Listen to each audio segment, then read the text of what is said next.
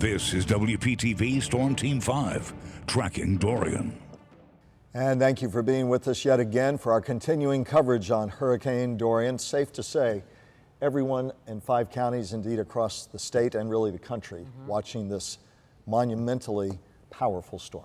We want to bring in our chief meteorologist, Steve Weigel. And Steve, you know, our viewers are such a big part of our coverage these days, thanks to social media and Facebook. And Clarabelle Cruz was asking, does Dorian rank as one of the biggest ever?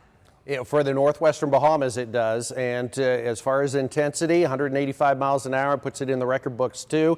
It could go a little higher, although the central pressure has dropped a bit. If you take a look back at this area of the Bahamas and historically hurricanes, the last big one that rolled through would have been Floyd in '99 that went right over Marsh and Hopetown and Green Turtle, but that had a track. That Floyd, if you were here during that year, that's the one that spent about 2,000 miles headed right for us and turned at the last minute and moved up toward the Carolina coastline. It had 154 mile an hour winds, I believe was the peak speed. And you have to go back, I believe in the 1920s, or maybe a little bit earlier, there was a historic hurricane that went through that area that devastated some of the towns. This one, the most powerful though, and it is starting to roll away from Abaco and move closer to the Freeport and Grand Bahama. There's a look at the radar. This is the current radar.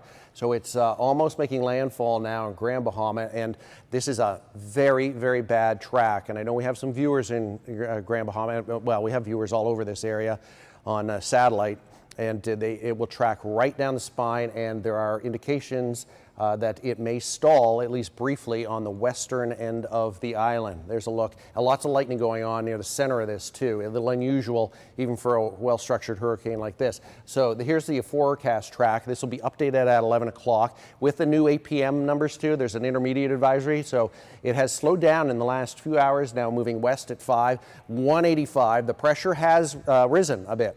It's now 915 millibars. The hurricane hunters have been flying through it the last few hours, and there are indications that it is continue on this west track for at least the overnight hours, and then a turn toward the northwest. That happens tomorrow, and the timeline with everything else with this hurricane has been delayed a little bit. It looks like that turn will happen between about noon and 6 p.m. It's a slow, gradual turn back toward the northwest. So that is, at this point, the Tuesday 2 a.m., so just after midnight, and this is the Monday evening position. So this is just a gradual turn and then toward the northwest, and then it comes very close, not over yet, it actually gets closer to the Treasure Coast, offshore by about 40 to 50 miles, and still a Category 4, and then rapidly moving up the east coast after that and away. Let's take a close look at the error cone, because it could still shift. That's really, well, we do have some strong winds coming in either way, even if it follows this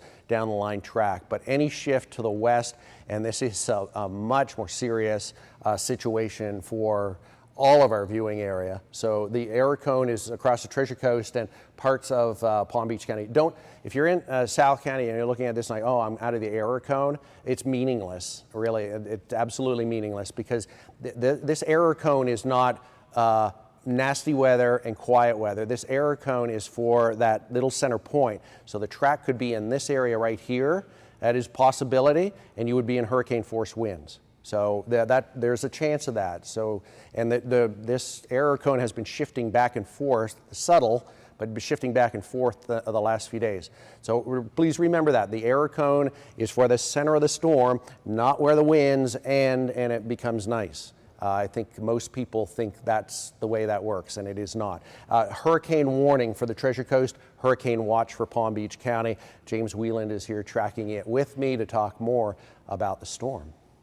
Yeah, we're seeing some early onset feeder bands starting to move on in. There's first rain squalls moving on in, and here's the storm there, so very close to us, but here's the outer fringes starting to come in. You see, here's a main band. This probably won't make it to us, or maybe it may brush the coastline, but we're tracking a few up here on the Treasure Coast, and even some that's made it down into Palm Beach County here. Let's take a closer look. A pretty hefty one moving through Fort Pierce right now. Another one moved through, say, Sewell's Point and moving down into Hobe Sound now. This is going to continue to move south into Palm Beach County. A quick one there in Tequesta. This may hit Jupiter Farms here as it moves quickly, very quickly down to the south and west. Here's one moved right through Vero Beach and Lakewood Park, now into Western Fort Pierce there, where 95 and the Turnpike come together. And farther down to the south into Palm Beach County, you see this one just moved through the Gardens and Wellington. This one in the Gardens, it'll be in Wellington in a matter of moments because they're just moving about 40 to 50 miles per hour. And this other stronger one here that's going to hit the Gardens first,